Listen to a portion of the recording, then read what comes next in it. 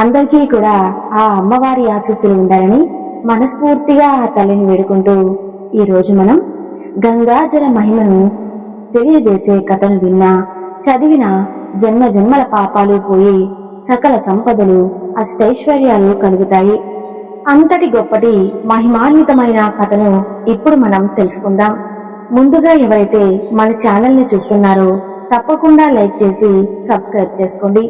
పూర్వము మధురా నగరం పట్టణంలో సోమశేఖర శర్మ అనే బ్రాహ్మణుడు ఉండేవాడు. అతని భార్య పేరు విజయలక్ష్మి. అతని వేదాంగాలను నేర్చుకుని ధర్మాన్ని విడవకుండా జీవయాత్రను కొనసాగిస్తూ ఉన్నాడు. అతని అభ్యర్థులను పూజిస్తూ స్నాన సంధ్యాదులు, అగ్నిహోత్రాలు, పితృదేవతారాధనలు సమస్తము నెరవేరుస్తూ ఉన్నాడు. పరమ పవిత్రుడు సంచరిస్తూ ఉన్నాడు. ఆ దంపతులు పుణ్యం సంపాదించాలి అనే గంగా స్నానానికి బయలుదేరి స్నానం చేసి గంగా జలాన్ని కలశంలో నింపుకుని అందులో తులసీ దళాలను వేసుకుని కాలినడకన ప్రయాణిస్తూ వస్తున్నారు. నడక మార్గంలో ప్రయాణిస్తున్న సమయంలో ఒక వర్తకుడు పశ్చిమ దేశం నుండి ప్రయాణమై సరుకులతో ఆ దారి వెంట వస్తున్నాడు.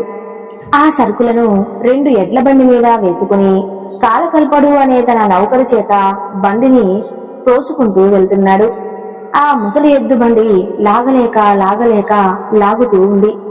నౌకరు కాలకల్పడు కదలలేని ఆ ఎద్దును కర్రతో గట్టిగా కొట్టాడు. అది భరించలేక ఆ ఎద్దు నేలపై పడిపోయింది. బండి ఒక పక్కకు ఒరిగిపోవటం వలన దానిలో ఉన్న సరుకులు మొత్తం కింద పడ్డాయి. తల మీద బరువు తగ్గిపోగానే ఆ ఎద్దు కోపంతో తన నౌకరి కాలాకల్పుడిని గుండు మీద కొట్టింది. ఆ దెబ్బలు భరించలేక ఆ నౌకరు నేలపై పడి మూర్చిపోయాడు. చివరకు మరణావస్థకు చేరుకున్నాడు. గంగా స్నానం చేసి శ్రీహరిని పూజించి ఆ దారిలో తిరిగి వస్తున్న సోమశేఖర శర్మ ఈ కాలాకల్పుడు దుస్థితి చూసి జాలిపడ్డాడు. నౌకరు ప్రాణాపాయ స్థితిలో ఉండటాన్ని చూసి తాను తెచ్చిన గంగా జలాన్ని అతని నోటిలో పోశాడు. శ్రీహరిని పూజించిన తులసీదళంతో గంగా జలాన్ని వాని శరీరంపై చల్లి ఆ తులసీదళాన్ని అతని మీద ఉంచేసి తన దారిన తాను వెళ్లిపోయాడు. చివరికి అతను ఆ ప్రదేశంలోని ప్రాణాలు విడిచాడు. వాణ్ణి విడిచి సోమశేఖర శర్మ అలా ప్రయాణిస్తుండగా కొందరు భయంకర కురుగులు చూశారు.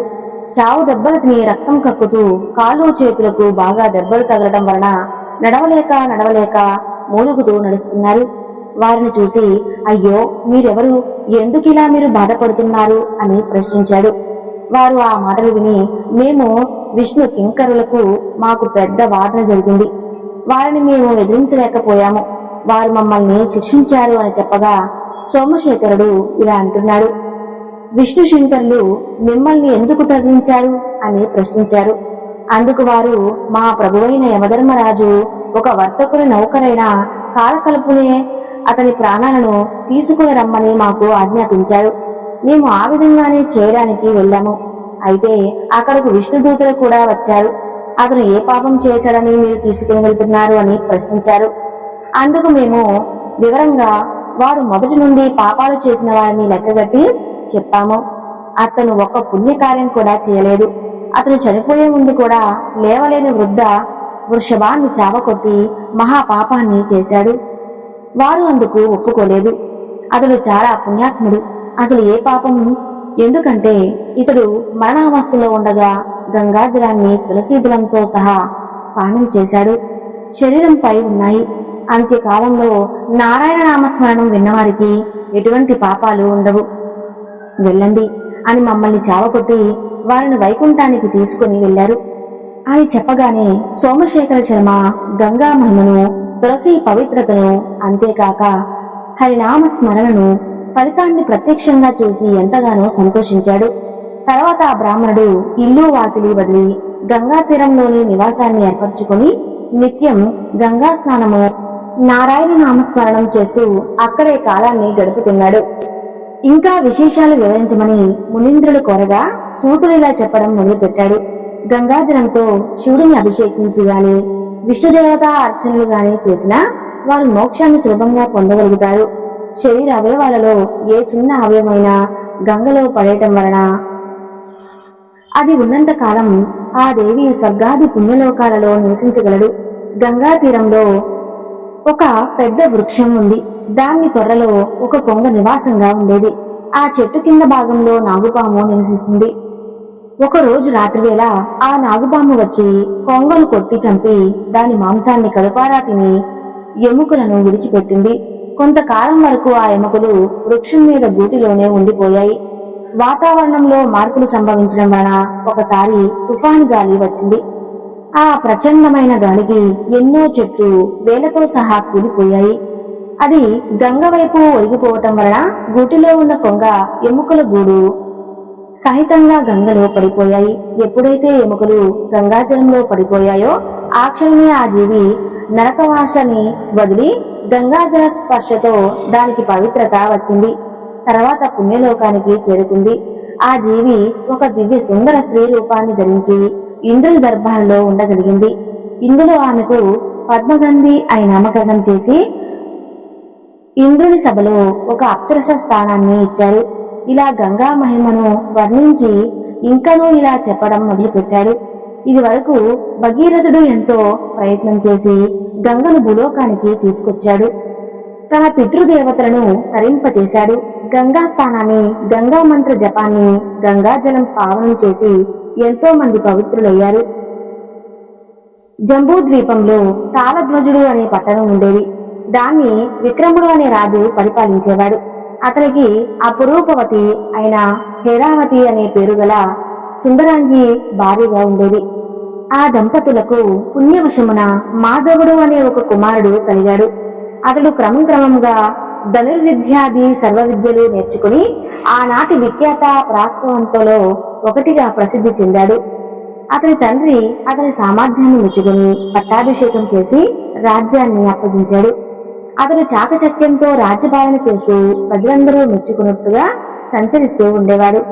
ఇదిలా ఉండగా ఆ చక్రవర్తి ఒకరోజు వేటకు వెళ్లి తిరిగి ఇంటికి వస్తుండగా తన ఉద్యానవనంలో ఒక అప్సరస కన్య నీటిలో దిగి స్నానం చేసి తిరిగి వస్తుండగా ఒక సుందరాంగి నీళ్ల కుండతో అక్కడ కనిపించింది. మాధవ వర్మ ఆమె సౌందర్యాన్ని చూసి ఎంతగానో ముచ్చటపడి, ఓ సుందరి, నీవు ఏ వంశంలో జన్మించావు? నీ తల్లిదండ్రులు ఎవరు? ఏ పుణ్యాత్ములకి భర్తగా ఉండే యోగం కలిగించావు? ఈ విషయాన్ని దాచకుండా నాకు సమస్తం వివరించు. నేను ఈ రాజ్యాన్ని పరిపాలించే చక్రవర్తినే, పరకాంతలు ధ్యాస లేనివాడను. నీ సౌందర్యాన్ని చూసి నేను ఎంతగానో సంతోషించి నిన్ను మోహించాను, నిన్ను భార్యగా చేసుకోదలిచాను అని నిష్కర్మషంగా చెప్పాడు. ఆ మాటలు విని వినయంగా తలవంచుకొని తనలో తాను ఇలా అనుకుంటుంది, నేను వీడి చేతిలో పడ్డానో నన్ను స్త్రీభంగం చేసెను. ఏదైనా ఉపాయాన్ని ఆలోచించి అతని బారి నుండి తప్పించుకోవాలి అనేదే దీర్ఘంగా ఆలోచిస్తూ చివరికి సాహసం చేసి రాజువైపు తిరిగి ఇలా అంటుంది, ఓ రాజ్యోత్తమా, నేను రాజవంశంలో జన్మించిన దానిని. నా తండ్రి పేరు వీరబాహుడు, నా తల్లి పేరు సులోచన, భర్త పేరు శుభహో. నన్ను చంద్రకళ అని అంటారు. నేను ఇంతవరకు పరపురుషుడు ఏ మహానుభావుని కూడా చూసి ఎరగను. కులదేవతను పూజించడానికి స్నానార్థమై ఇక్కడికి వచ్చాను. మీరు ఏ దేశపు ప్రభులు? రాజులు ప్రజలకు తండ్రి వంటి వారు. పరస్త్రీని చూసి మోహం చెందిన వారు మోక్షణార్హులు అవుతారు. మీరు జ్ఞానసిద్ధులు కావున నా యందు మీరు వాంఛను వదిలిపెట్టండి అని నేర్పుగా చెప్పింది. కాని రాజు మోహాన్ని వదలక నేను ఎందుకు మమకారాన్ని పెంచుకున్నానో నన్ను ప్రేమతో చేపట్టమని ఎంతగానో బ్రతిమిలాడాడు. నేను పొందలేకపోతే ప్రాణత్యాగం చేయదలిచాను. జీవహత్య మహాదోషము, అది నీకు తప్పకుండా చుట్టుకుంటుంది. ఖచ్చితంగా ఇలా చెప్పాడు. ఆ మాటలు విన్న చంద్రకళ వాని వ్యామోహానికి ఆశ్చర్యపడింది. ఆమెకు సులోచన అంటే తన దగ్గర పనిచేసే చలికెత్త గుర్తుకు వచ్చింది. వెంటనే మాధవవర్మను చూసి, రాజా, నీకు తగిన సౌందర్యవతి ఒకటి నా చలికెత్త ఉంది. 3 లోకాలలో ఆమెకు సరిపోయేవారు లేరు. ఆమె ఈ మధ్యనే ఒక దూతికను నా వద్దకు పంపింది. ఆ దూత మిమ్మల్ని చూసి ఎంతగానో ఇష్టపడిందట. గుణగణాలు ఆమెకు బాగా నచ్చాయట. ఆ మాటలు వినగానే రాజు ఎంతగానో సంతోషపడి, చంద్రకళ, నీ వద్దకు దూతను పంపిన ఆ సుందరంగి ఎవరు? అసలు ఆమె దేశస్తురాలు ఎవరి కుమార్తె? మరియు ఆమె నా మది ఏమిటి? నాకు సవివరంగా ఆమె వృత్తాంతాన్ని వినిపించమని కోరాడు. అందుకు ఆమె ఇలా చెప్పడం మొదలుపెట్టింది. మహారాజా, నేను చెప్పిన సుందరాంగి లక్షద్వీప రాజకుమార్తె. ఆమె పేరు సులోచన. ఆమె తండ్రి పేరు గుణకరుడు, తల్లి సుశీల. ఆమె ద్వీపం సముద్రం మధ్యలో ఉంటుంది. దానికి రాజధాని దీప్తిపురం అని ఆమె చెప్పగా మాధవ సింహుడు ఆశ్చర్యపడి, చంద్రకళ, మనము ఆ ద్వీపవాసులను ఎలా చేరుకోగలుగుతాము? వారు చాలా దూర ప్రదేశం. ఇది సాధించగల కార్యమేనా? ఉపాయము కాని లేదా ఎంతటి అసాధ్యం విషయాలను నేను ఎలా వినగలుగుతాను? నీవే చెప్పు అని ప్రశ్నించాడు. అది విని చంద్రకళ ఇలా అంటుంది. రాజా, నీ గుర్రం దండులో ఒక దేవతా మహిమ గల గుర్రం ఉంది. అది ఇంద్రుడి గుర్రాల జాతిలోనిది. మీకు దాని మహిమ గురించి తెలియదు. నాకు తెలుసు కాబట్టి నేను ఇంతగా చెబుతున్నాను. మీరు దానిపైన ఎక్కి మీరు ఎటు వెళ్ళాలి అని అనుకుంటున్నారో అటు వెళ్ళమని చెప్తే అది ఒక్క నిమిషంలో ఆ దీప్తిపురానికి చేర్చగలదు. ఆ మాటలు విని రాజు చంద్రకళను చూసి ఇలా అంటున్నాడు. నీవు చెప్పినట్టుగానే ఆ గుర్రానికి ఆ పట్టణంలోకి వెళ్తాను. అయితే నా మొహం అక్కడ ఎవరికీ తెలియదు. నాకు ఎవరు సహాయం చేస్తారు? నేను ఆ సుందరాంగి దగ్గరకు ఎలా వెళ్ళగలను? ఆమెను ఎలా చూడాలో కూడా నువ్వే చెప్పు అని అడిగాడు. ఆ పురములో గంధి అని పేరు గల పువ్వులు అమ్ముకునే ఒక సుందరంగా ఉంటుంది. నీకు ఆమె సహాయపడగలదు. నువ్వు ఆ రాచభటును చూసి వదలగలవా? ఆమె సంగీత సాహిత్యములందు నిపుణురాలు, ఉత్తమ సాముద్రిక చిహ్నము యుక్త వయస్కురాలు. ఆమె ఎడమ తొడ మీద పుట్టుమచ్చ ఉంటుంది. నీవు ఆమెను వివాహం చేసుకుని సుఖించు. నా మాట నమ్ము, బయలుదేరు అని చెప్పి చంద్రకళ రాజుబారి నుంచి తప్పించుకుని అక్కడి నుండి వెళ్లిపోయింది. తర్వాత మాధవుడు తన గుర్రపుశాలలోకి వెళ్లి అక్కడ ఉన్న గుర్రాలను చూసి, ఓ అశ్వములారా, నేను లక్షద్వీపానికి వెళ్ళాలి అని అనుకుంటున్నాను. మీలో నన్నెవరు ఆ ద్వీపానికి తీసుకుని వెళ్ళగలరో అని ప్రశ్నించాడు. ఆ మాట విని అందులో ఉన్న గుర్రాలు ఒకదాని మొహం ఒకటి చూసుకొని సమాధానం చెప్పకుండా అలాగే ఉండిపోయాయి. చివరికి ఒక బక్క చెక్కిన గుర్రం మాత్రం, నేను నిన్ను లక్షద్వీపానికి తీసుకుని వెళ్ళగలను, కానీ నన్ను నీవు ఎంతవరకు నిరాధారణగా చూశావు. అన్నిటినీ చూసి మేత పెట్టినట్లుగా ఇంతవరకు నాకు కడుపు నిండా ఇంత మేత కూడా పెట్టలేదు. నన్ను ఒక్కసారి కూడా చేత్తో తట్టలేదు. నువ్వు రాజువి, పైగా యజమానివి కూడా. నీవు నన్ను ప్రేమతో చూడకుంటే నేను ఎలా ఉంటాను? అవసరాన్ని గురించి ప్రశ్నించి ఇప్పటికైనా నా శక్తి గమనించిన నీకు అదే సంతోషం. రాజు తన తప్పు చింతించి, ఆ అశ్వమును చేసింది పొరపాటే. నీవు ఇంకొక విధంగా తలుచుకో. నేటి నుంచి నీవు నా పట్టపు అశ్వానివి. ఇదిగో ముఖానికి రాజపట్టాన్ని కడుతున్నాను అని సువర్ణ పట్టాన్ని కట్టి తగిన ఆహార పదార్థాలు కడుపారా పెట్టి ప్రయాణ సన్నాహాలు చేశాడు. ఒక శుభముహూర్తంలో రాజు అశ్వం పైన కూర్చొని ఆ ద్వీపానికి ప్రయాణమైపోతూ ఉన్నాడు. అదే ఆకాశ మార్గాన ప్రయాణం చేసి లక్షద్వీపానికి చేరుకుంది. ఆ తర్వాత మాధవర్మ పువ్వులు అమ్ముకునే గంధిని ఇళ్ల గురించి వాకాబు చేసి ఆమెను కలుసుకుని చంద్రకళ వృత్తాంతాన్ని చెప్పాడు. ఆమె ఆ రాజకుమారుడిని చూసి, ఎంతటి సుందరాంగుడువు, నీవు దొరకడం ఆ సులోచన పుణ్యం కాదు అని అనుకుని, ఓ రాజకుమారా, నీవు సులోచనవు ఎంతో కష్టపడి వచ్చావు. ఎక్కడి జంబు ద్వీపము, ఎక్కడ లక్ష దీపము, నీ రాజభోగాలు, కోటలు, తోటలు అన్నీ వదులుకుని వచ్చావు. చంద్రకళ మాట మీద సులోచనకై ఇంత దూరం వచ్చావు. ఎంత శ్రమ పడ్డావు. నిన్ను చూస్తుంటే నాకు జాలి కలుగుతుంది. నీవు నిన్న మొన్నటిలో వచ్చినా ఎంతో బాగుండేది. సులోచనకు వివాహం నిశ్చయమైంది. అతనుకు సేద్యపు చక్రవర్తి కుమారుడైన విద్యాధరుడికి రేపే వివాహ శుభముహూర్తం. ఆమె అతన్ని వరించింది. ఇద్దరు ప్రేమతోనే ఆ వివాహాన్ని చేసుకోవటానికి సిద్ధమైన సమయంలో ఇప్పుడు నీవు వచ్చావు. నేనేం చేయగలను? ఇంత దూరం ప్రయాణపడి వచ్చావు. రాజకుమారుడు పరిస్థితిని చూసి జాలిపడి నిట్టూర్చింది. ఆమె రాజకుమారుడు ఆ మాటలు విని కుప్పకూలినట్లుగా కూలిపోయి మహా దుఃఖాన్ని పొంది గంధీ మొహంని చూసి ఇలా అంటున్నాడు. ఓ పుణ్యాత్మురాలా, నీవు తప్ప నాకు ఈ సమయంలో తోడెవ్వరూ లేరు. నేను నిన్నే ఆశ్రయించుకుని ఉన్నాను. నీకు రత్నాలు, బంగారం, వెలకేని కానుకలు బహుమతిగా ఇస్తాను. నీవు నా యందుండి నా పక్షాన రాయబారం నడుపు. నాకు ఆ సులోచన దక్కేటట్టుగా చేయి అని ప్రార్థించాడు.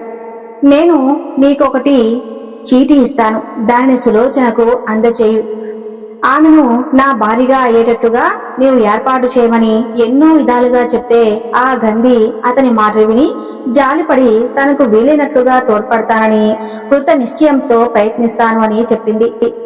ఆమె పువ్వుల దండను అల్లుతుంది కాబట్టి పూలల్లో అతను ఇచ్చిన చీటీ పెట్టి తిన్నగా సులోచన ఉన్న అంతఃపురానికి వెళ్లి పూల బట్టలో ఉన్న ఆ చీటీని సులోచనకు అందజేసింది. సులోచన లేఖను చూసింది. తర్వాత చదువుకొని ఎంతగానో విచారించింది. ఇప్పుడు ఏం చేయాలో ఆలోచించి చాలాసేపు తటపటాయించి చిలకెత్తను పిలిచింది. ఓ తల్లి, నిన్ను జంబూద్వీపానికి చంద్రకళ దగ్గరకు వెళ్లి చూడమని పంపించిన రాజకుమారుడు ఇప్పుడు మన దేశానికి వచ్చాడు. మన గంధి ఇంటి దగ్గర ఉన్నాడు. ఈ లేఖ అతను నాకు స్వయంగా రాసి గంధి ద్వారా పంపించాడు. సంబంధం నిశ్చయమై వివాహానికి సిద్ధమయ్యే సమయంలో వచ్చాడు. ఇప్పుడు మనం ఏం చేయాలి అని చిలకెత్తలతో ఆలోచించి ఒక లేఖను రాయాలి అని నిర్ణయించుకుంటుంది. ఓ రాజచంద్ర, మీరు రావడానికి చాలా ఆలస్యమైంది. అందువలన నా తండ్రి ఇంకొకరికిచ్చి వివాహం చేయాలి అని నిర్ణయించారు. అతనుకు సత్వ చక్రవర్తి కుమార్తెడైన విద్యాధరుడు అతనే నాకు నిశ్చయమైన భర్త. తండ్రి చాటుదారిని నేను స్వతంత్రించి నిలబడకూడదు. మిమ్మల్ని తోసిపుచ్చిన ద్రోహులని అవుతాను. నేను ఇరకాటంలో పడి ఉన్నాను. ఇప్పుడు నాకు తోచిన ఉపాయాన్ని ఒకటి మీకు వ్యవహరిస్తున్నాను. రేపు రాత్రి నన్ను వివాహ గడపకు తీసుకుని వెళ్లే సమయంలో చేతులు పైకెత్తి నిలబెడతాను. అప్పుడు మీరు నన్ను తీసుకుని వెళ్ళగలిగితే మీకు భారీగా ఉంటాను అని ఒక కమ్మ తీసుకొచ్చి గంధికి ఇచ్చి రాజకుమారుడికి అందించమని ఆజ్ఞాపించి పంపించింది. ఇలా చీటీ రాసి పంపించి మరి ఒక చెలికత్తతో ఇలా అంటుంది. నా మనసు కుదురుగా లేదు. నేను ఒక సంఘంతో చీటీ రాసి పంపిస్తున్నాను. అసలు అతడెవరో నిజంగా తెలియకుండా నమ్మి మోసపోవడం, నా తండ్రి తెచ్చిన మంచి సంబంధాన్ని వదులుకుని చిక్కుల పాలు కావాల్సిందేమో. అసలు ఆ రాజకుమారుడు జంబూదీపం వాడేనా? ఎంత దూరం అతను ఎలా రాగలిగాడు? ఎవరైనా దేవగంధర్వ జాతిలోని వారు నన్ను మోసం చేయడానికి ఇలా చేయడం లేదు కదా? నేను సంఘం నుంచి పొరపాటు చేశానా? ఇందులో నిజ నిజాలు మనకి ఎలా తెలుస్తాయి? మనమే స్వయంగా తెలుసుకోవాలి. దీనికి నా దగ్గర ఒక ఉపాయం ఉంది. మనం అతన్ని స్వయంగా చూడటానికి ప్రయత్నించాలి. తెల్లవారుజామున మనం ప్రయాణిస్తూ గంధిని ఇంటి దగ్గర చూస్తూ వెళ్దాం. గంధితో మాట్లాడుతుంది రాజకుమారుడు ఎవరైనా ఉంటారేమో అని అనుమానాన్ని తీర్చుకుందాము అనుకుంటుంది. ఆ రాత్రి రాజకుమారుడి యందు దృష్టిలో ఉంచుకుని పడుకుంది. వేకువజామునే నిద్రలేచి చిలకత్తలతో కలిసి స్నానార్థమై బయలుదేరింది. ఆమె చుట్టూ చిలకత్తలు ఉండగా తన రాక గంధి ఇంటికి తెలిసేటట్లుగా చేసింది. ఈ వార్త గంధిని రాజకుమారుడికి తెలియజేసింది. తరువాత రాజకుమారుడు చిలకెత్త గుంపులో వచ్చి ఉన్న సులోచనను చూశాడు. సులోచన రాజకుమారుడిని చూసింది. ఇద్దరూ చూసుకున్న తర్వాత పరమానంద భరితులు అయ్యారు. తర్వాత ఆమె చిలకత్తలతో కలిసి రాజమందిరానికి వెళ్ళింది. మాధవ వర్మ ఆ రాత్రికి తప్పకుండా సులోచనను తీసుకుని వెళతాడు అని అనుకుని ఎంతో ఆనందంగా ఉంది. రాత్రికి నిద్రపోలేను అని తలచి మధ్యాహ్నం సమయంలో నిద్రకు ఉపక్రమించాడు. విధివశాత్తు రాత్రి పెళ్లి వేళకు కూడా అతను నిద్రించి ఉండి లేవలేదు. కాలం మించిపోతుంది. సులోచనకు వివాహమైతే రాజకుమారుడుకు దక్కదేమో అని యోచించి మాధవుడిని ఒక్కరైనా ఆలోచించాడు. తానే గుర్రం మీద వెళ్లి పెళ్లి కూతురును తీసుకువచ్చి రాజుకు అప్పగిస్తాను అని తలచి సరిగ్గా ఆ సమయానికి అతడు గుర్రానికి పెళ్లి జరిగే చోటుకు వెళ్ళాడు. ఆ సమయంలో సులోచన తన రెండు చేతులు పైకెత్తి ఉంది. గుర్రం మీద ఉన్న రాజసేవకుడు ఆమెను చేతులతో ఎత్తి పైకి లాక్కుని గుర్రం మీద కూర్చోబెట్టుకున్నాడు. గుర్రాన్ని సముద్రం దాటించమని ఆజ్ఞాపించాడు. కొంత దూరం వెళ్లిన తర్వాత రాజసేవకుడికి సులోచన యందు మక్కువ కలిగింది. ఆ గుర్రాన్ని ఒక జనశూన్యమైన ప్రదేశంలో దిగేటట్టుగా చేశాడు. ఆమెను చూసి, ఓ సుందరాంగి, నేను మాధవవర్మను. నా రాజు నిద్రలో మునిగి నిన్ను సమయానికి తీసుకురాలేకపోవడాన్ని చూసి నీవు విచారిస్తావో అని బాధపడి నేనే నిన్ను ఈ గుర్రాన్ని ఎక్కించుకుని వచ్చాను. మనం ఇద్దరం యవ్వనంలో ఉన్నాము. నేను ప్రేమిస్తున్నాను. ఇక్కడకు దగ్గరగా ఉన్న కాంచీపురంలో దాని చుట్టూ సముద్రం ఉంది. మనలో ఎవరూ పట్టుకోలేరు కూడా. ఆ మాటలు విని సులోచన ఇలా అనుకుంటుంది. వీడు మూర్ఖుడు, నా మాట వినడు. నా ప్రాణప్రియుని వదిలి ఈ అవస్థలో పడ్డాను. బ్రహ్మ రాసిన రాతను ఎవరూ తప్పించలేరు. నా కర్మ ఎలా ఉంటుందో ఈ దైవానికి ఎరుక. ముందుగా నేను విని మాయలో ముంచి వదులుకుంటే నాకు తోచిన దారి నేను పోగలను. తాను అని నిర్ణయించుకుని, పోయి నీవు నన్ను ప్రేమించడంలో తప్పేమీ లేదు, మన ఇద్దరం వివాహం చేసుకుని సుఖంగా కాపురం చేసుకుందాము. చేతిరత్న కంకణాన్ని పుచ్చుకుని గ్రామం లోపలికి వెళ్లి వంటకు కావలసిన సామాన్లు అన్ని తీసుకుని రమ్మని పంపించింది. తర్వాత ఆ స్వామికి ప్రయోగక్షేత్రానికి బయలుదేరి వెళ్ళింది. మార్గమధ్యంలో గంధర్వులు కనిపించారు. గుర్రంపై వెళుతున్న సులోచనను చూసి ఆమె గురించి ప్రశ్నలు వేశారు. ఆమె తన వృత్తాంతాన్ని వివరించి చెప్పసాగింది. ఆ చరిత్ర విని జాలిపడి ఇలా అన్నారు: కుమారి, నీకు ఏ భయమూ లేదు, విచారించకు. నీకు మేము ఇంద్రాజల మంత్రాన్ని ఉపదేశిస్తాము, దాన్ని చూపించు, నీకు సర్వకార్య సిద్ధి అవుతుంది అని చెప్పి ఇంద్రాజల మహామంత్రాన్ని ఉపదేశించారు. ఆ తర్వాత ప్రయోగకు వెళ్లి అక్కడ పవిత్ర గంగానదిలో స్నానం చేసింది. స్త్రీ రూపంలో ఉన్నచో కష్టాలు ఎదుర్కొన్నను అని భావించి పురుషుడు రూపాన్ని ధరించి సమీపంలో ఉన్న సుషేనుడు అనే వాని వద్దకు వెళ్లి, నేను సమస్త శాస్త్రాలు తెలిసిన వీరవరుణ్ణి, నన్ను నీ ఆస్థానంలో ఉంచుకోమని కోరింది. అందుకు ఆ రాజు సంతోషించి ఆ వీరుణ్ణి తన ఆస్థానంలో నావికాధికారి పదవిలో నిలబెట్టాడు. గంగా తీరంలో ఉన్న ఒక మేడలో వసతి కల్పించాడు. ఇలా కొంతకాలం గడిచిపోయింది. తర్వాత కొద్ది కాలానికి రాజ్యమందు ఒక క్రూర భయంకర మృగం వచ్చి ప్రజలను బాధిస్తూ సంహారం చేస్తూ ఉంది. రాజు దానిని జయించలేక ఎవరు అదృష్ట రంగాన్ని వదిలేస్తారో వారికి తన కుమార్తెనిచ్చి వివాహం చేస్తాను అని చాటించాడు. వీర పురుషుని రూపంలో ఉన్న సులోచన తన గుర్రానికి ఖడ్గాను చేత పట్టుకుని ఆ మృగాన్ని వెతికి చంపింది. అప్పుడు ఆ మృగ శరీరం నుండి ఒక మహాపురుషుడు బయటకు వచ్చి, ఓయి, నీవెవరో నాకు బాగా తెలుసు, నువ్వు పురుషుడు కాదు, స్త్రీ అని నాకు బాగా తెలుసు, నీ వృత్తాంతమంతా నాకు తెలియనిది కాదు, వినుము, చెప్తాను అని సవిస్తరంగా ఆమె చరిత్ర మాత్రం వదలకుండా వివరించి చెప్పాడు. అది విన్న సులోచన ఎంతో ఆశ్చర్యపోయి, ఓ మహాపురుష, నీలో ఉన్న అద్భుత శక్తిని చూసి ఆశ్చర్యపడుతున్నానే, నీ చరిత్ర నాకు వివరించమని గౌరవముతో ప్రార్థించి అడిగినది. ఆ మాటలు విన్న మహాపురుషుడు, ఓ సులోచన, నేను గత జన్మలో సూర్యవంశపు రాజుని. నేను మొదట మహాపుణ్యకార్యాలు ఆచరించడం, చివరికి దుష్ట సహవాస చేత సమస్త పాపకృత్యాలు ఆచరించి కృష్ణుడిని అనిపించుకున్నాను. కొంతకాలానికి శరీరాన్ని విడవక యమదూతలు నన్ను యముడు వద్దకు తీసుకుని వెళ్లారు. చిత్రగుప్తుడి ద్వారా నా జీవితపు లెక్కలు తెలుసుకుని నన్ను మహానరకం అందు పడవేశారు. ఆ నరక బాధలు అనుభవించక తర్వాత గంటా మృగంగా ఉండమని నన్ను ఈ శరీరంలో ప్రవేశపెట్టారు. నేను నీ పుణ్యం వలన గంగా తీరంలో చంపబడి దుష్టదేహాన్ని వదిలి పెట్టారు. ఈ గంగా తీరంలో నివసించడం వలన నేను పుణ్యాత్ముని అయ్యాను. నన్ను చంపిన కారణంగా ఈ రాజు తన కుమార్తెను నీకిచ్చి వివాహం చేయగలడు. నీవు నీ భర్త మాధవ శర్మ అనతి కాలంలోనే కలుసుకుని పరమ సుఖాన్ని పొందుతూ పుత్రపౌత్ర అభివృద్ధిగా వర్ధిల్లగలరు అని దీవించాడు. మీరిద్దరూ గంగాదేవిని సేవించి ఈ జన్మంలో శ్రీహరి నివాసానికి చేరగలరు. నేను నా పుణ్యబలంతో విమానం మీద వైకుంఠానికి పోతున్నాను అని చెప్పి విమానం ఎక్కి వెళ్లిపోయాడు. సులోచన అతడి మాటలు విని ఆనంద ఆశ్చర్యాలకు ఉంది. కోటకు చేరింది. ఆడిన మాట ప్రకారం రాజు తన కుమార్తెను ఆ వీరుడికి ఇచ్చి వివాహం జరిపించాడు. తొలి రాత్రి జయంతిని వీరవరుడు వద్దకు పంపగా అతడు ఆమెతో ఇలా అన్నాడు: ఓ సఖి, ప్రస్తుతం నేను ఒక నియమంలో ఉన్నాను. నా దీక్ష పూర్తయిన తర్వాత మనం సుఖంగా ఉండొచ్చు అని ఆమెకు సంతృప్తి కలిగించాడు. ఇదిలా ఉండగా సులోచన ఇచ్చిన కంకణం పట్టుకుని వెళ్లిన మాధవుడి నౌక రూపతృష్టుడు సంబరాలు తీసుకుని తిన్నగా తాను ఉన్న ప్రదేశానికి పరుగు పరుగున వచ్చాడు. అక్కడ గుర్రం కాని సులోచన కాని కనిపించలేదు. తాను ఆమె ఎందు మక్కువ పెట్టుకున్న కారణంగా మతిస్థిమితం తప్పి దేశ విదేశాల్లో తిరుగుతూ ప్రయాగ్లో ఏ కోరికతో చనిపోతే మరుసటి జన్మలో ఆ కోరిక తీర్చుకుంటారు అనే విషయం తెలుసుకుని బలత్కారంగా ప్రాణత్యాగం చేయటానికి సిద్ధపడ్డాడు. అందుకు పూర్వమే వీరవరుడు ప్రయాగులో ఎవరైతే ప్రాణత్యాగికి సిద్ధపడతారో వారిని బంధించమని నౌకలను నియమించిన కారణంగా రాజభటులు ప్రజెక్టును వారి దగ్గరకు తీసుకుని వెళ్ళగా వారిని గుర్తించి ఇతని కారాగృహంలో పడవేయమని ఆజ్ఞాపించింది. మరికొద్ది కాలానికి విద్యాధరుడు నన్ను వివాహమాడడానికి సిద్ధపడిన సుందరాంగిని ఎవరో అపహరించి తీసుకెళ్లారు అని తెలుసుకుని నా బ్రతికెందుకు అనుకుని ఆత్మహత్యకు సిద్ధపడ్డాడు.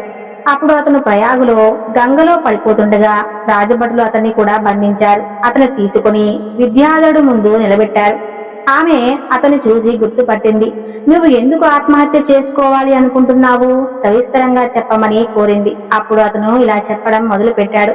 నేను ఒక సుందరాంగని పొందలేకపోయాను. ఇక్కడ మరణిస్తే తర్వాత జన్మలోనైనా పొందగలను అని ప్రాణత్యాగం చేయాలి అని నిర్ణయించుకున్నాను అని చెప్పాడు. అతని మాటలు విన్న సులోచన మాధవర్ను మర్యాదగా చూసి సులోచన అని వద్దకు తీసుకుని వెళ్ళింది. అక్కడ వేరెవరుని వేషంలో ఉన్న సులోచన తన వృత్తాంతాన్ని మొత్తం రాజుకు వివరించి చెప్పి తన పేరు సులోచన అని నిజరూపాన్ని చూపించింది. తర్వాత ఆ రాజకుమారుడు తన భర్తకిచ్చి వివాహం చేసి ఇద్దరు సుఖంగా కాలక్షేపం చేస్తూ సంతానం పొందారు. తర్వాత శాశ్వతమైన కీర్తిని గడించారు. జయంతికి సోదరు లేని కారణంతో ఆ రాజమాధవర్మకు సక్రమించిన ఇద్దరు భార్యలతో గంగా తీరమున ఉండి శ్రీహరిని ధ్యానిస్తూ వారి ముగ్గురు వర్ణ ప్రధానికి చేరుకున్నారు. చూశారు కదండి, ఈ వివరణ ఎంత అద్భుతంగా ఉందో. ఈ వీడియో నచ్చితే తప్పకుండా లైక్ చేసి మన ఛానల్ ను సబ్స్క్రైబ్ చేయండి. సర్వే జన సుఖినో భవంతు.